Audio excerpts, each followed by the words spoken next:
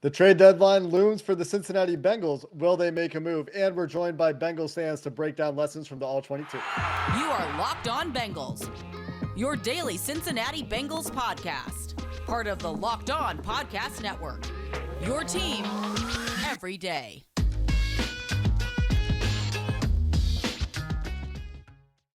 What up, Bengals fans, and welcome to another episode of the Locked On Bengals podcast. I'm your host, Jake Liscow. He's your host, James Rapien. That's your host, dog, Finn. Finn making his first appearance, I believe, on the Locked On Bengals podcast if you're watching on YouTube. Today, we're going to start the show with a little discussion about that trade deadline coming up on Tuesday afternoon.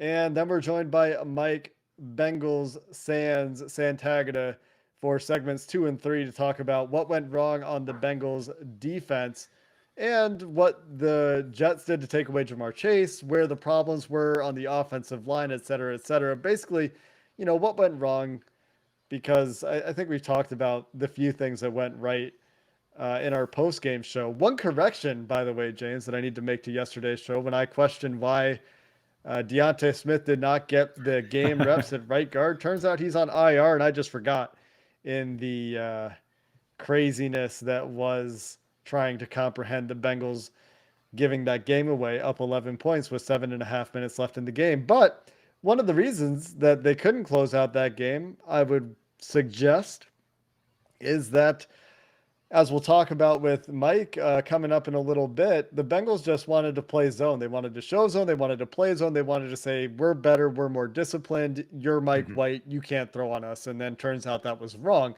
But the other part of that is when you're just going to play what you show and just drop into it and not do anything post-snap and not blitz, which they got away from after the second quarter, you need to get home with your front four. And the Bengals have shown consistently that the pass rush isn't going to do it on their own. It needs to come when there's a coverage sack. But when you have a quarterback who's willing to throw it 2 yards every play, maybe you need to do something a little bit different. But the consistent theme is the Bengals need another guy who can win on his own in the trenches on defense. And you could say they need another guy who can win more consistently on the interior of the offensive line. And I think that is the priority for the Bengals if they do make a trade at this deadline.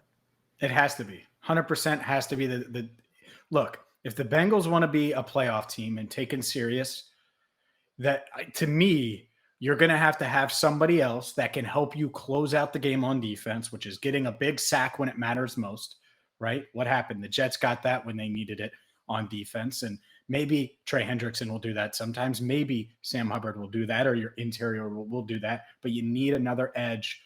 And did you even notice? And I'm not saying that he's not going to be able to pull it off. Did you notice Khalid Kareem on Sunday? 12 snaps on defense. I didn't either. And so you can't bank on that. Not a knock on him. First game back. Might end up being great. Can't bank on it. Go ahead. I noticed one play, but it wasn't for good reasons. It was because he got blocked out of a touchdown run by a tight end. So yeah, not great from Khalid Kareem, but I hope he's better in the future. They're using him on run snaps, though. Actually, no, sorry. He was on the field for 10 pass rushing snaps, didn't record a pressure, but it looks like he had some wins, and Mike White just got rid of the ball too quickly. Yeah, and that, again, that's fine, but I can't bank on that. And so the Bengals strategy, as we record this, it's just past 7 Eastern time on Monday night, the trade deadline Tuesday at 4 p.m. Eastern. I want to jump on our YouTube and our podcast at 4:05 Eastern time and say, oh my gosh, the Bengals aggressively addressed the trenches. They need a guard/center. It doesn't need to be a world beater. They don't need to find God's gift to centers. They need someone that can make up for what Trey Hopkins isn't right now, which is he's not a league average starting center. He's not an average center. He's an average backup that you're starting at center. That's what we've seen from him. And I like Trey Hopkins. He's a really good guy. He's not playing well right now. And that has a lot to do with his knee injury. All right, so where's your backup plan? Trey Hill, he's bad too. That can't be the plan. So you got to find someone. Austin Blythe is someone that I would go after. I think it would cost very little. He plays for the Chiefs. They're playing Monday night. Maybe he ends up not being available. Maybe the Chiefs say there's no way we're going to trade our veteran center for a late round pick because we're a Super Bowl contender. Who knows? But someone like that. It doesn't have to be somebody well known. And then to your point on the edge, and there's a lot of options here. I like the Cleveland Farrell connection to Marion Hobby at Clemson. I think maybe you could get him for a late rounder. Not that he doesn't have a sack this year. So how good could he be? Will he give you a big help there? Emmanuel Agba could give you a big help and be a major upgrade there. You could get him probably a mid-round pick from Miami. He's due around $4 million for the rest of the season, set to be a free agent. So, there you go. So there are options. But to me, they have 7 draft picks, probably an 8th in the BJ Hillbilly price trade. It's a conditional 7th. They may get a 4th-round compensatory selection, depending on John Ross's playing time with the Giants. If you get both those, you could end up having 9 draft picks in 2022. If you spend 2 here at the deadline and address both sides of the trenches, I would be happy. I would praise them, even if they get average players. And that's kind of where I'm at. So that's high expectations, but actually kind of like mediocre expectations, because I'm not talking about Xavier Howard and, crazy deals like that. Or Jason Kelsey, who I'm ready to talk about, who's still fantastic at center. There you go.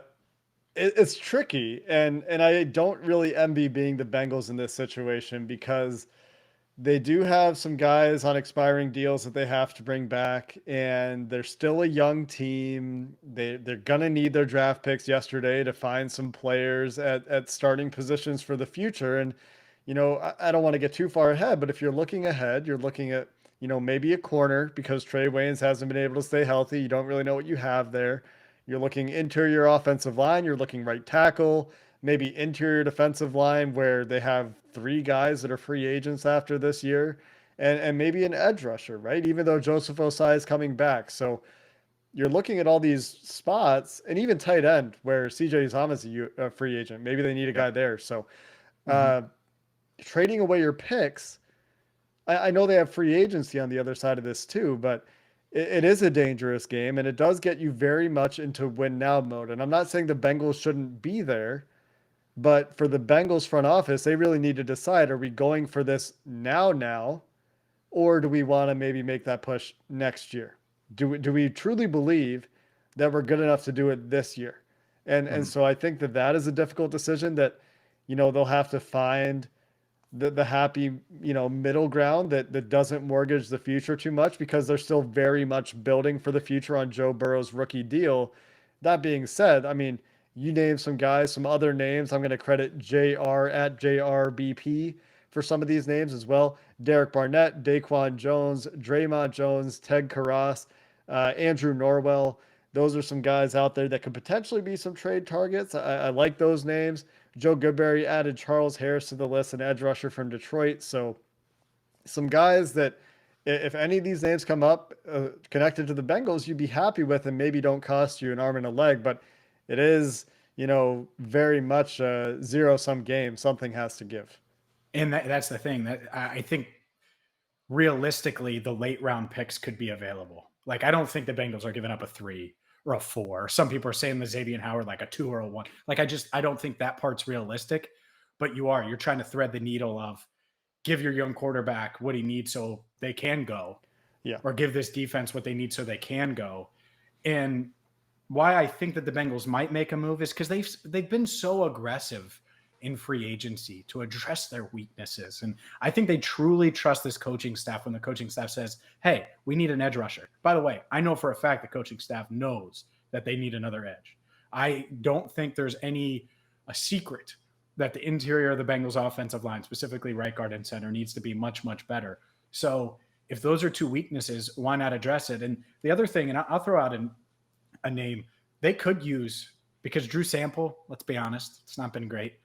It wouldn't be bad if they ended up with another tight end that could be a weapon for Joe and also block regularly. So could they get Hayden Hurst for a late round pick and then just let him walk? I would be open to that. He's a great pass catching tight end that can do a lot. And he might not have delivered on that first round status, but guess what? You're not giving up a first rounder for him. So there are a lot of guys that I think could help this team. And I just hope, I've asked Zach Taylor about 52 different ways about the deadline, and he's good at dodging it, as he should be. But the one theme that T. Higgins said, that Zach said last week, that the Bengals have said, is they don't think whoever they add is going to disrupt their team chemistry. So I know there are some that have said that, like, oh, they're such a team, and the chemistry in the locker room and everything's going well, and why would you want to disrupt that? You want to disrupt it because you need to be good enough. It's not just, oh, things are roses and sunshine. It's all right, it's 3rd and 3. We need this guy out of the way so Joe Mixon can get 4 yards. Or we need to make sure we sack Baker Mayfield right now with the game on the line to get the 6 and 3 before the bye. And so try to find guys that can do that, and hopefully they do. Disruption is not always a bad thing.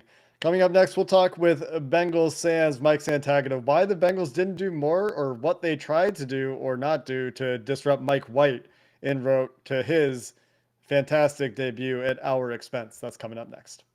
Time to talk about the Getupside app, the app that is going to save you money.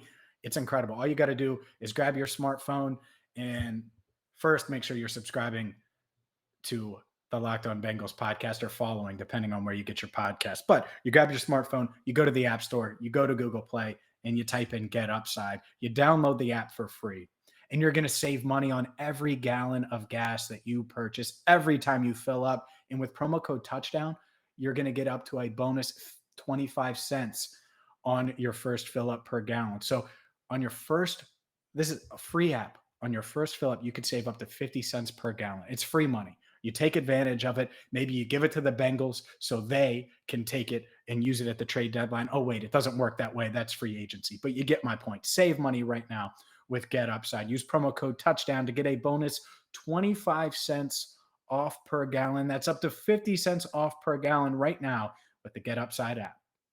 We're now joined by Bengals fans with us to break down the disaster that was, and we're going to start on the defensive side of the ball because I remain convinced that between the two sides of the ball for the Bengals, the defense had the worst game. You can point to the Jamar Chase drop early, you can point to the untimely interception late, but regardless, the Bengals gave up 34 points to Mike White's Jets, and that came with no passes targeted more than 20 yards downfield, a preponderance of passes short of the sticks, and a ton of yards after catch, 15 missed tackles, according to Zach Taylor, which agrees, by the way, with Pro Football Focus's charting of missed tackles. And as always, we're going to talk with our friend Mike, who you can follow at Bengals_Sands on Twitter. And Mike, without too much context required, what went wrong with this Bengals defense, and what did they try to do to adjust or not do to adjust, and why didn't it work? Yeah, so early on, they had some stuff that worked. What I saw that worked pretty well were some of these fire zones. And what you're doing in that is you're going to bring 5 guys and play zone behind it. For the audio guys, you can get a little glimpse on YouTube of the drawing of it. But your basic fire zone right here, just 3 deep coverage behind it. You bring in the slot corner. You're going to bring your 4 guys underneath and play it that way. You could also bring a linebacker as well and then drop one of the defensive ends or defensive tackles into coverage. And some people get upset when they see that, but the pressure is supposed to get home before those guys get taken advantage of. And overall, I thought those worked okay. Probably brought more than a handful, just a little bit more than a handful of those early on, and they worked well. The Jets only scored 7 points going into like a 2-minute drive in the first half. So they were doing an okay job getting some interceptions, stopping them, everything like that. And then they got away from that and they kind of just dropped. They showed cover 3, showed cover 2, and they would just drop right into it. And Mike White, not some well-known draft pick. He wasn't selected 2nd overall like a Zach Wilson, but he's played against cover 3, especially spot drop, cover 3, cover 2, quarters, quarter, half, all of that, probably since he was about 15 years old in high school. So he knows how to beat it. And the offensive coordinator, Mike LaFleur, does a really good job of targeting linebackers in space specifically. He's from the Shanahan tree. That's what they do. And Logan Wilson was the victim of that. LaFleur kind of put the red triangle on him, put him in conflict on a lot of plays, and they gained a crap ton of yardage off of that. And you could say the same thing for Jermaine Pratt. Sorry, James. I just want to point out one stat real quick before we go to the next question, which is The Bengals blitzed Mike White on 8 of his 47 dropbacks. That's just 17%. On those plays, he had a PFF grade of 45. He completed 62% of his passes for 4.6 yards per attempt. That's like something you're okay with as a defensive coordinator when he wasn't blitzed. 9.9 yards per attempt on an 86.5% completion percentage. So the blitz, while they did give up a touchdown early, seemed to be working. And then they got away from it. So sorry, James, just wanted to throw that stat out there to go in line with the conversation around blitzing early. Yeah, so let's tie it in because I think there's two drives that define the game defensively. The Bengals go up 17-7, and Mike White pulls a Joe Burrow and Jamar Chase with no Jamar Chase on offense. And they just go, I think it was 3 passes, 3 first downs. They march right downfield and cut it to 17-14 before the half. And then fast forward, Mike, to it's score-wise 31-20, 7 minutes to go, and the Jets just march right downfield and score. Those are the two pivotal moments. If you get a stop there, I think you have the momentum going into halftime. You get the ball at a halftime. Things just feel different. Same thing for the end. It felt like it was over with the stop. The Bengals don't get a stop. When you watch the all-22 of those two drives, why could the Bengals not stop Mike White? Was it some of the same stuff? Were they not blitzing? What went into that? Because those are the two drives, at least to me, that define the game for this defense. Not many blitzes on either one of those drives. I mean, not many blitzes in the entire second half, really. But on that drive, you're talking about the 2-minute drill, Mike White to Braxton Berrios. Was that his touchdown? I don't remember, but yeah, it was Berrios. Berrios' touchdown. Yeah, I mean, everybody knows about that connection. So they're working downfield, and really the Bengals, again, I kind of mentioned this, I was talking about the fire zones, but this was around when they just they showed cover 2 and they just played cover 2. They showed cover 3 and they just played cover 3. Even when they got into stuff like 3 buzz, where you're supposed to spin your safeties, where one will rotate deep from one of the hashes and the other hash he's going to drop down, they rotated before the snap. There was no confusion about it. And when I think about trying to beat some young quarterback making his first ever start, I think about a lot of, I mean, you want to play things a little bit simple so you don't confuse yourself, but I think about confusing the quarterback, rotating your coverage shell, spinning the safeties, holding after the snap, and then trying to rotate your safeties, because that's where the quarterback reads usually start, specifically usually the weak safety, because in cover 3, he's the one that is going to rotate back or spin down. But yeah, anyway, sorry. They just didn't try to confuse him. They just got into what they get into, and they let Mike LaFleur really run a lot of the San Francisco 49ers offense, some jet motion, just some motion into empty, just trying to isolate. And you're playing all these zone coverages. You're going to have Jermaine Pratt, Logan Wilson over top of slot receivers like Jamison Crowder. So isolating them in space, and you just have to get out of it eventually. You can't just keep dropping into the same zone from the same look, especially when they're killing you like this. The thing with the fire zones is that there's some confusion. They don't know who's coming. The coverage shell looks different than what it looks like afterwards. Just should have tried confusing them to me. And they almost got a pick 6 out of one of those fire zones when they did drop Sam Hubbard into coverage that Cheeto Awuzie jumped and almost came down with. And if he lands on his feet and can take off with it, probably going for a touchdown. And instead that pass fell harmlessly to the turf. So something to that, and something to, I think, all of the fans clamoring for, why are we just dropping into these zones and making it easy? At the same time, was there anything in execution? Because you go back to what they did against the Ravens, and all these things we're saying they could have done in this game, they kind of did more of in that game, where there was more post-snap changing and rotation and trying to confuse Lamar Jackson and the Ravens while maintaining a focus on stopping the run. So is that something that was an execution issue in the way they were playing the zones? Lou Anarumo in his press conference said the linebackers were, for example, getting too much depth in their spot drops or something like that. Yeah, and I agree with him. I think you saw plenty of times Logan Wilson or Jermaine Pratt or Akeem Davis-Gaither, or a few snaps Marcus Bailey, they drop back and they're hitting 10, 12 yards, and Mike White's not throwing the ball 10, 12 yards. So really you got to tighten those up. You got to make an adjustment at some point, and they just never did. They didn't tighten anything up. You see what what teams do to Joe Burrow when they get in that 3-by-2 spread static empty stuff. And they play quarters with both safeties sitting at 10 yards and sometimes coming downhill to 8. That's what the Packers were doing. And if you got a quarterback that won't throw the ball and challenge those safeties, why would you take them deep? So I know you don't want to get beat deep for a quick touchdown, but at the same time, if he's not going to throw the ball, if he's not going to throw the ball, make him prove it. Make him throw the ball downfield. I'd rather they got beat one time deep than watching Mike White just throw a 1 yard flat route and Logan Wilson's too slow to get out there and Michael Carter's running upfield again. That happened time and time again, and they need help. They needed safety help down low instead of deep. In the 3 safety look that we've seen, Ricardo Allen played, I think, 12 snaps. Darius Phillips had 1 snap. So it's not like they were overusing their defensive backs that, can play. I don't know. That part stood out to me when I looked at the snap counts. Ricardo Allen was a lot on that one drive that you were talking about, the 2-minute warning before the half.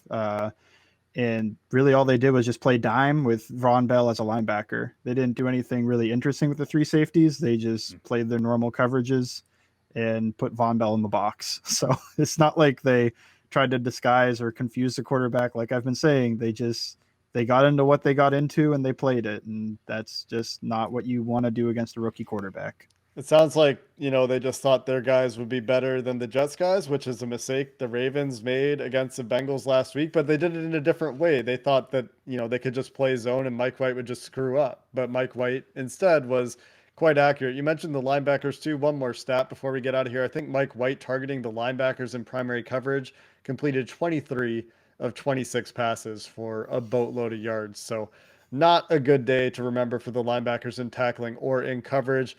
Some good things though on the offensive side of the ball, some things that weren't so good. There's always things to learn from in losses, and we'll get into the other side of the ball to finish up the show coming up next.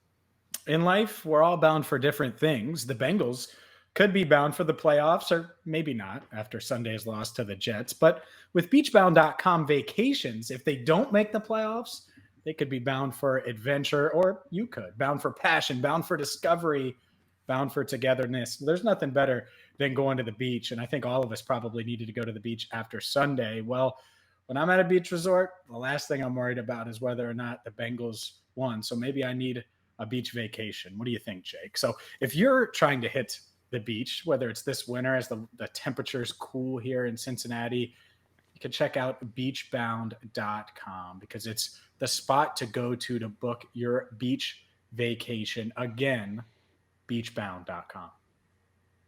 I would love to be at a beach right now, James. I don't want to be. It's like raining outside. It's gray. It's cold, and the Bengals just did something that I don't want to watch. I don't want to deal. Do you guys have the same weather on Vancouver Island as we do here in the Midwest? Like, is it similar? No, I mean, no. The seasons here are less extreme, but we do have seasons. There's less snow. It's like Seattle weather. Okay. All right. So, because it's like bone-chillingly cold, even though it's like 55 right now in Cincinnati. Yeah, just because it's rainy and dreary and crappy out. I hate it. It's probably a little bit colder here than that. It's probably like 50 or high 40s and raining.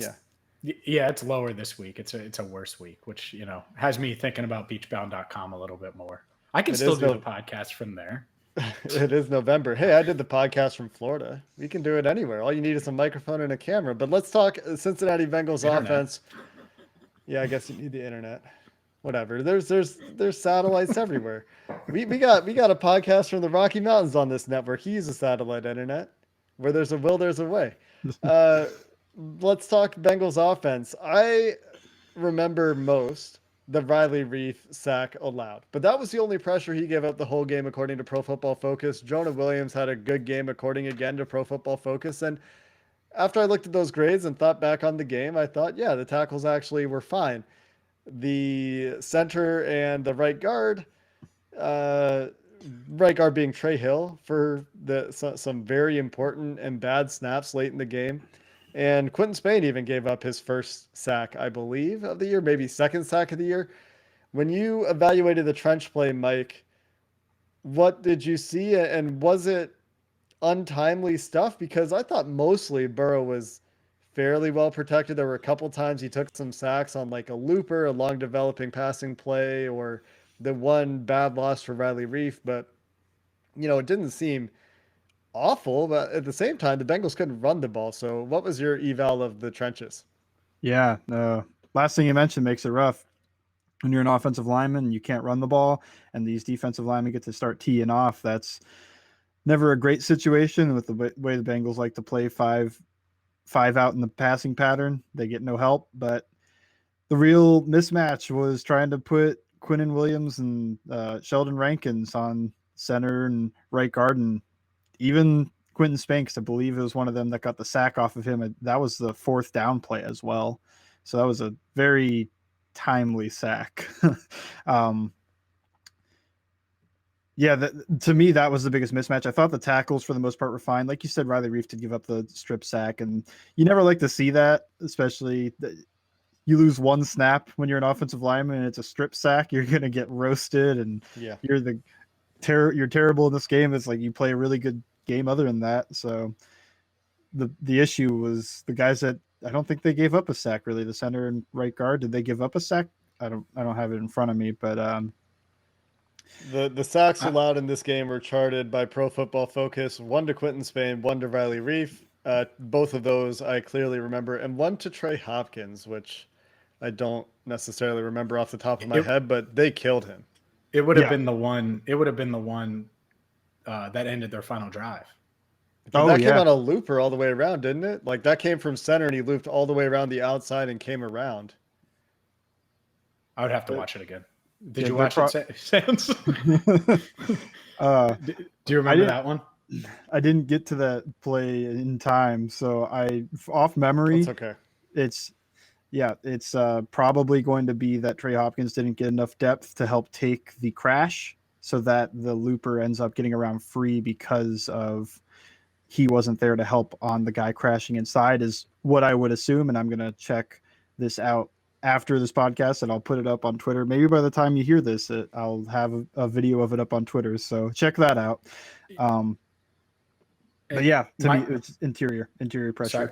Yeah. So let's talk about the interior a little more, because I led the show off and we talked about the trade deadline, and it was all trenches for me. I was all about it. And we're obviously talking about offense right now. So interior wise, it seems like, and I think a lot of fans feel like, for some reason, 3rd and short, obviously the goal line yesterday or Sunday at the now, Joe Mixon struggles there, can't get it across the goal line. Then it's, 2nd and 3 or 2nd and goal from the 3. They can't get it. And they just continue to struggle in these short yardage situations. Is it all on the interior? What are you seeing? And it's not just necessarily what you saw on Sunday, but it seems like that's been a theme now through essentially half the season, is that the interior is struggling on these short yardage situations to get any push. I would say really the interior does struggle to get push in short yardage situations where they're going to run the ball, and especially against talented front people like Quinnen Williams. I'd also say that a little bit we're pretty far into the season. I think Zach Taylor and Brian Kelly, whoever else, should know the offensive weaknesses at this point and not run inside zone right at the strength of the Jets defense twice in a row. But they tried that, got backed up, and then Jamar Chase drops the touchdown, and then another mess up by the interior as there's a sack from Quentin Spain's guys. So they really struggled on that drive specifically. And I think overall, if you want to look at it, it's a little bit of them and it's a little bit of, at this point, you should probably stop on 3rd and short trying to run up the middle, especially from shotgun. I think Josh Bynes knew what it was, but even that he got tackled for a loss on a quarterback sneak. That shouldn't happen. They did score a touchdown out of that shotgun set. And I think you tagged me in a tweet right after that. You said you thought that was the first time they ran duo instead of inside zone out of the gun in that goal line situation. It was, yeah. And it was a touchdown, great results. Joe Mixon made a guy miss in the backfield. He did. And that was going to be my next point. A quick little stat here from Andrew Russell, who works for PFF_Andrew R on Twitter. A couple things. First off, Bengals running backs, according to their charting, are averaging 0.7 yards before contact, which is tied for the worst in the NFL. This is despite the offense generally overall grading at an 82.6, which is 2nd in the NFL on outside zone attempts. So they're really good at outside zone and not so good at inside zone. and not so good at what PFF categorizes as man. They're pretty average, I would say, in their pool lead category of grading. But those stats really stand out to me when we talk about the struggles on the interior and zero point 0.7 yards before contact. Like, I know that number's never going to be super high in a modern running game, but it's tied for worst in the NFL, and that I think is a problem. Um, I think one last thing to hit on here, unless you have something else after this, James, and if you do, feel free to jump in. But uh, Zach Taylor said after the game that the Jets were hell bent on not allowing explosive plays to Jamar Chase. They were clouding him, they were doubling him, they were bracketing him. Is that what you saw from what you observed on the All-22? Were they really just rolling safeties that way and saying, you're not going to beat us with Jamar Chase by himself? Yeah. I mean, I didn't see a lot of true doubles because that doesn't happen that often Rare. in the NFL. I think even when the Bengals played Devontae Adams, the only time I saw a true double team was on the fourth down or was that third down and long play at Randall Cobb caught. So it just doesn't happen that often. But cloud coverage, yes. And more than that, I did see them get into things like single high and just take that safety, that post safety, roll them over. And what that helps with is that's one reason T. Higgins had some explosive plays. He's isolated one-on-one with a cornerback without help. Yeah. When you're going to, especially because the Bengals like to put Jamar Chase on the one side of a 3-by-1 type of formation, usually the safety is going to lean a little bit towards the 3, but with Jamar Chase, they're starting to lean a little bit towards the 1, and now you got 3 guys one-on-one with their defender, whether it's man or zone. If they're going vertical, it's basically man-to-man either way. So I think there were 2 big plays to T. Higgins, and both of them came because safeties are trying to stop Jamar Chase from getting over the top. And even with all that, he's still isolated on the goal line, and he should have had 2 touchdowns, dropped one, but he's still getting his in the end zone. He's just, when they're on the minus 20, so to say, like they have 80 yards to go, they're going to not let him get 80 yards like the Ravens did. They're not just going to put a guy on him just because he's their best corner. So, yeah, rotate the safety. It was the main thing I saw. I saw a little bit of cloud type of coverage, which is just cornerback, press jam, drop off, and there's a safety behind him. Basically, they always just had a safety over top of him. They didn't want him to get deep and catch a go ball, which I don't think he did for the first time all year. I think he caught a go ball in basically every other game. He did. Even if it was of the back shoulder variety. Sorry, James. No, you're good. He had a reception of 34 or more yards in every game up until Sunday. So yeah, that streak snapped. But look, I would expect Robert Saleh to do that and take him away a bit. And yet the screen, the interception, it seemed like Zach Taylor thought that was going to go for big yards to Chase. And I do wonder, and I'm going to go back and look at that play specifically. He's like, man, if that gets to Chase, it's him versus a safety. And I think we've seen Chase enough now to like Chase's chances. So that's the crazy part. If that doesn't get picked, who knows? So, we could be having a completely different conversation right now. Yeah, I think we are. Sorry, Mike. I was going to say, I agree with him on that. Just the fantastic play from defensive end to get his hands up. And then I also think the Bengals got a little bit interesting, just as a last point with Jamar Chase. They said, okay, you're going to take away the deep stuff. So they ran their slot fade, which usually have a running back on the hitch and Jamar Chase or whoever on the fade. They put Joe Mixon on the fade and Jamar Chase on the hitch, wide open. Because if they're playing cloud, that guy's got to sink to try and get in the window of the fade.